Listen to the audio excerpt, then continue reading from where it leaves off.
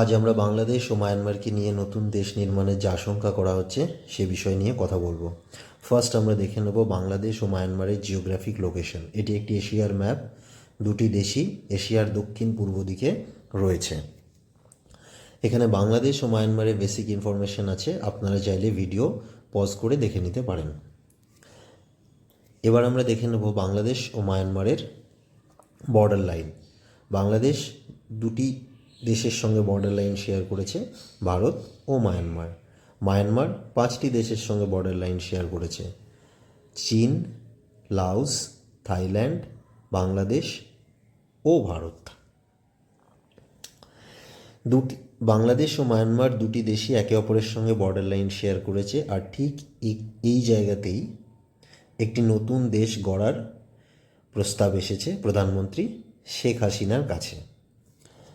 Recently বাংলাদেশের prime minister Sheikh Hasina নিজের বাসভবন, যা গণভবন নামে পরিচিত, সেখানে একটি বৈঠকখানায় তিনি জানান যে একটি হোয়াইট স্কিন ম্যান বা সাদা চামড়ার লোক প্রস্তাব রাখেন প্রাইম মিনিস্টারের কাছে।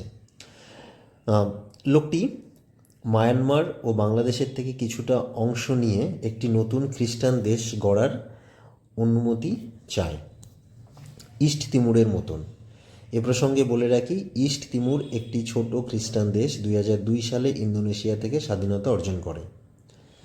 প্রাইম মিনিস্টার এই হোয়াইট স্কিন ম্যান বা সাদা চামড়ার লোকটির নাম বা দেশ উল্লেখ করেননি। প্রাইম মিনিস্টার শেখ হাসিনা আরও জানান যে লোকটি তাকে বলেন, বাংলাদেশে যদি ঝামেলামুক্ত নির্বাচনের বিনিময়ে বাংলাদেশ সীমান্তে এয়ারবেস নির্মাণের অনুমতি চাওয়া হয়। আশঙ্কা করা হচ্ছে আমেরিকাকে নিয়ে। তার কারণ, আমেরিকা কিছুদিন আগে বলে বাংলাদেশে ফ্রি অ্যান্ড ফেয়ার ইলেকশন হয়নি, আর এখন প্রাইম মিনিস্টারের কাছে প্রস্তাবও আসে ঝামেলামুক্ত নির্বাচনের বিনিময়ে বাংলাদেশ সীমান্তে বিমান ঘাঁটি নির্মাণের প্রস্তাব। বাংলাদেশের প্রধান বিরোধী দলনেতা এ বিষয়ে ক্লিয়ার স্টেটমেন্টে দাবি করেন প্রধানমন্ত্রী শেখ হাসিনার কাছে।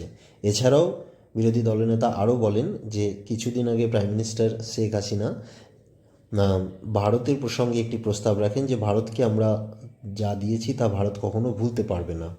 এখন আবার এই হোয়াইট স্কিন ম্যান, তিনি কিন্তু এই দুটির কোনোটি ক্লিয়ার স্টেটমেন্ট দেননি। এখানে একটা জিনিস ক্লিয়ার যে এই হোয়াইট স্কিন ম্যান এশিয়ার